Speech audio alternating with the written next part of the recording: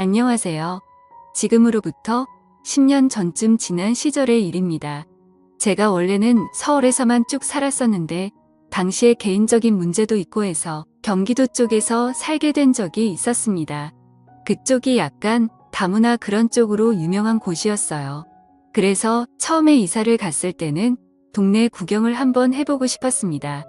다문화 거리가 어떤 분위기인가 궁금하기도 하고 당시에 할 일도 딱히 없어서 산책 겸해서 새벽 바람에 한번 다녀온 적이 있었네요.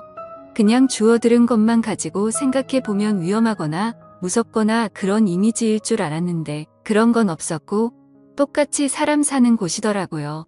뭐 다른 게 있다면 괜히 다문화라서 그런가 비슷한 사람들이 지나다녀도 괜히 그 사람들이 한국 사람처럼 보이지 않았다는 것 정도였을 겁니다.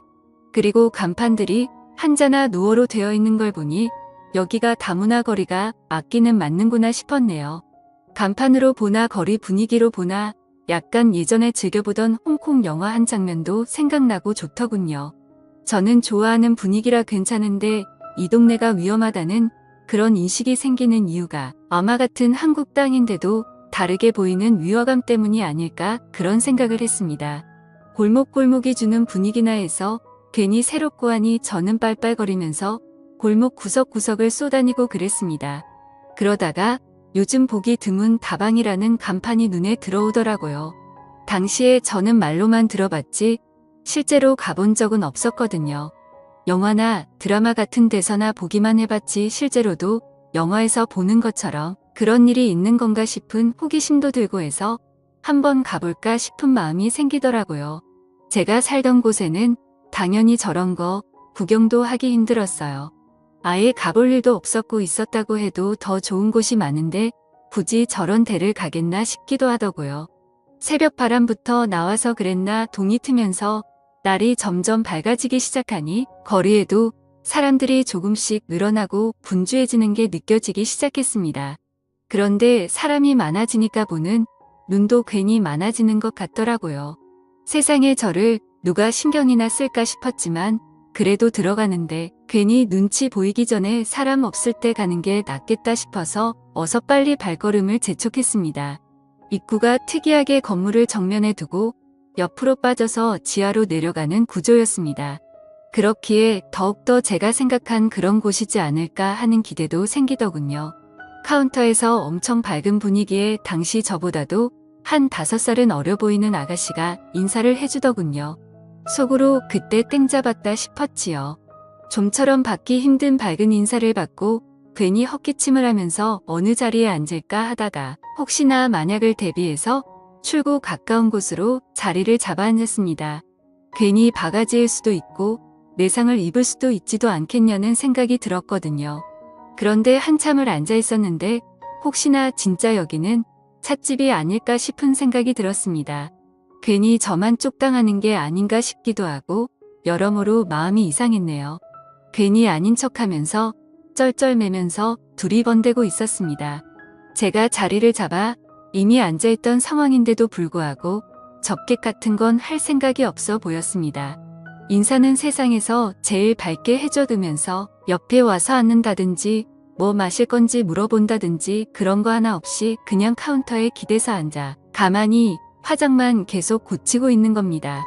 헛기침을 하면서 눈치도 주고 했는데 그 아가씨는 계속 딴 곳만 보고 저는 신경도 안 쓰다가 저 뒤쪽에서 인기척이 들리더니 드디어 누가 나오더군요. 그런데 뒤에서 나온 사람은 나이가 좀 있어 보이는 그 당시 저에게는 저희 막내 이모보다 조금 어린 사람이었습니다. 뭐라고 해야 할지 약간 애매하게 나이가 많아 보이고 애매하게 예쁜 그런 느낌이었습니다. 분명 제 또래 정도 되었을 때는 어디서 한 가닥 하기는 했을 것 같아 보였지만 나이를 숨길 수는 없어 보였어요. 그러다 드디어 제가 안절부절하고 있다는 걸 눈치채고 제 곁으로 후다닥 와서 자리에 앉더군요. 그러더니 저한테 뭐 마실 거냐고 물어보더라고요. 쟤는 온 지 얼마 되지도 않고 돈 벌 생각도 없어 보인다고 하면서 대신 사과까지 해주더라고요. 솔직히 이제와 생각해보니 그 아가씨는 제가 마음에 별로 안 들어 보였고 그래서 이 이모한테 저를 떠넘긴 게 아닌가 하는 생각이 듭니다. 아무튼 저도 어디서 본 건 있어서 진하게 커피 한 잔 좀 타달라고 이야기했습니다. 그런데 그 누님은 주문을 받았는데 커피를 만들러 가지는 않고 오히려 저를 보더니 저를 오빠라고 부르더군요. 그러더니 내 것도 한 잔 사줘야 하는 거 아니냐며 친한 척 물어왔습니다.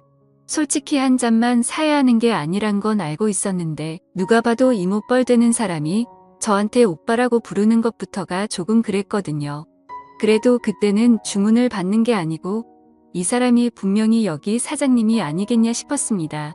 오빠라고 했던 건 제가 여기 와서부터 꽤나 오랜 시간을 대기를 하고 있었으니 제 기분을 풀어주기 위해 그런 게 아닐까 하는 생각이 먼저 들더군요. 확실히 입구에 있던 아가씨는 제 스타일이었기도 하고 일하기 귀찮아하는 그 사람을 커피를 시키고 나면 제 옆에 앉혀주지 않겠나 하는 기대도 들어서 1시간 커피값 치고는 꽤나 큰 돈이었지만 지불을 했습니다. 그때부터는 괜히 긴장도 되고 그래더요. 아침에 마실라 온다고 괜히 너무 후줄근하게 하고 온 건 아닌가 싶기도 하고 눈곱도 괜히 띄고 그러면서 긴장하고 있었습니다. 괜히 숨이 깊게 들어가고 손도 살짝 떨리고 그러더라고요. 그런데 그 기대가 무색하게 그 젊은 여자는 카운터에서 여전히 관심 없는 듯 턱을 괴고 있는 상태로 딴 것만 보고 있고 그 이모뻘되어 보인다는 분이 뒤뚱뒤뚱 커피랑 이런 걸 챙겨서 가지고 오더라고요. 컵받침이랑 짝이 다른 데다가 입까지 조금 나가 있는 커피잔을 보니 커피 맛 또한 하나도 기대가 되지 않았습니다. 그런데 커피잔이 입에 닿자마자 저도 모르게 우아하고 감탄을 해버렸네요. 커피를 그렇게 잘 아는 사람은 아니지만 그 커피 맛만큼은 제가 어디서도 단 한 번도 입에 대본 적이 없다고 해도 무방할 정도로 이것보다 맛있는 커피는 없다고 단언할 만큼 독보적인 맛이었습니다. 인스턴트로 이런 맛을 어떻게 내는 건지 싶을 정도로 감탄이 다 나오더군요. 잠깐 커피 맛에 너무 심취한 나머지 옆에 그녀가 앉아있던 것도 잊은 채 커피만 마시고 있었습니다. 그런데 따뜻한 커피 때문인지 긴장이 풀려서 그런가 괜히 날카로움도 좀 누그러졌어요. 그러니 제 옆에 앉아가지고는 저를 지그시 바라보던 그 누님이 다르게 보이더라고요. 가까이서 보니 화장이 조금 진한 느낌이 있긴 하지만 입술도 새빨갛게 칠해서 그 당시 제가 주변에서 보던 또래 여자친구들에게서는 느껴본 적이 없는 그런 매력이 있더라고요. 그러니 제가 처음부터 여기에 온 이유도 뭔지 기억이 나기 시작했습니다. 커피를 마시러 온 게 아니라 체험과 경험을 위해 왔다는 것을 말이죠. 그렇게 생각을 고쳐먹으니 계속해서 그녀가 예뻐 보이기 시작하더라고요.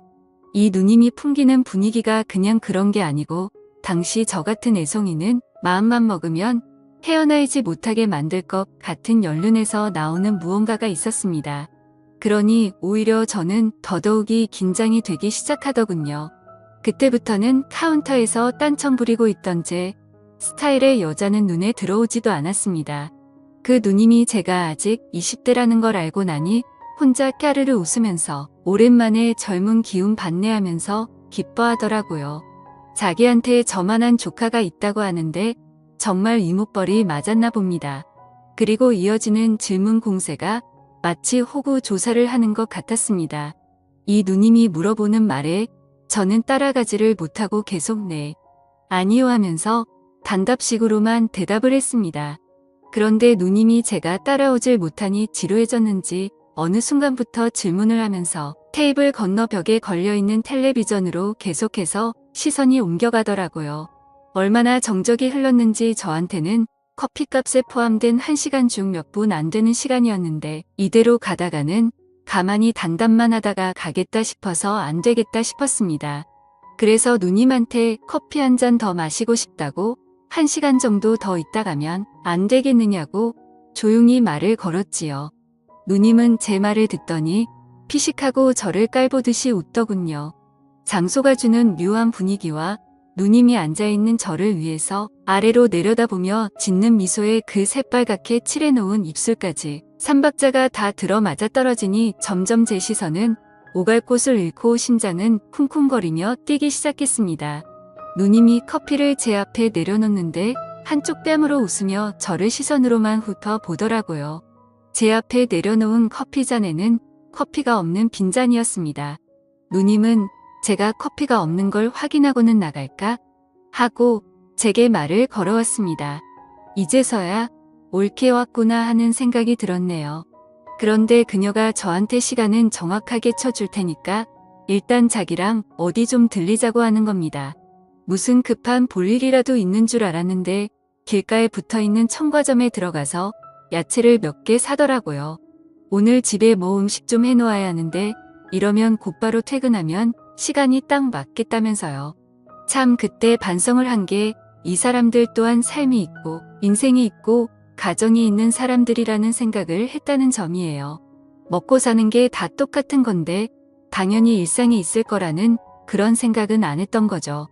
그리고 나서 향한 곳이 저희 집입니다. 아무래도 공간이 있어야 할 텐데 원래는 저도 아무리 혼자 산다지만 집까지 끌어들일 생각은 없었거든요. 그런데 먼저 집으로 가자고 물어보니 거절할 수가 없었습니다. 집에 문을 열고 들어오니 곧바로 아까까지의 모습은 온데간데 없고 마치 마트에서 장보고 돌아온 신혼부부 마냥 눈빛부터가 돌변하더군요. 그렇게 그녀와 저는 연인처럼 시간을 보내었고 저는 깜빡 잠이 들고 말았죠. 얼마나 잔 건지 모르겠는데 부시럭 되는 소리에 잠에서 깨게 되었습니다. 그런데 당연히 돌아갔을 줄 알았던 그녀가 제 부엌에서 아까 전 사온 재료들을 가지고 음식을 하고 있답니다. 저희 집에서 뭐 하시는 거냐 물어봤는데 어차피 밤새도록 일했고 오늘도 저녁에 다시 출근해야 하는데 막상 집까지 가려니 시간도 애매하고 하더라고요. 그냥 여기서 해가 지면 다시 출근하겠다고 하면서요. 저한테 혼자 살면 밥도 제대로 못 챙겨 먹을 텐데 이리 와서 점심이나 먹으라는 겁니다. 요리 솜씨도 제법이더라고요.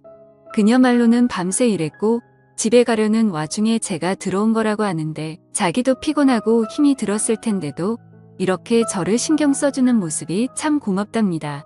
그날 이후로 그녀는 제 애인 같은 사람이 되어 있었습니다. 아무래도 나이 차도 있고 뭔가 좀 마음이 걸려서 진짜 애인은 되지 않았지만 우리 둘만 좋으면 되는 게 아니겠나 하는 생각이었어요. 이틀 연속 쉬는 날에만 집에 돌아가고 그녀가 일하러 나와야 할 때는 보통 저희 집에서 머물고 그랬습니다. 항상 일에 지쳐서 피곤할 텐데도 저를 위해 신경 써주는 모습이 참 좋았어서 그런지 제 인생에서 그녀가 참 기억에 많이 남습니다. 그녀와의 인연은 제가 이사를 가기 전까지 계속되었고 제가 이사를 가게 되면서 자기 같은 사람 계속 만나봐야 좋을 것도 없다며 이제는 저희 미래를 위해 노력하라며 저를 응원해줬습니다. 그 이후로도 연애는 몇 번 해봤지만 그렇게 자신을 희생하면서까지 저에게 모든 걸 다 해주는 사람을 만나본 적이 없습니다. 몇 안 되는 인연에 그런 사람을 또 만나본 적이 없어서일 수도 있겠지만 저한테는 10년이 더 지난 이 시점에도 기억에 참 오래 남는 둘도 없이 좋은 사람이었습니다. 잘 지내고 있을까요? 회사에서 믹스 커피를 마실 때마다 그때 커피 맛도 생각나고 그녀가 항상 그립고 보고 싶을 때가 있네요. 지금까지 제 사연을 들어주셔서 감사드립니다.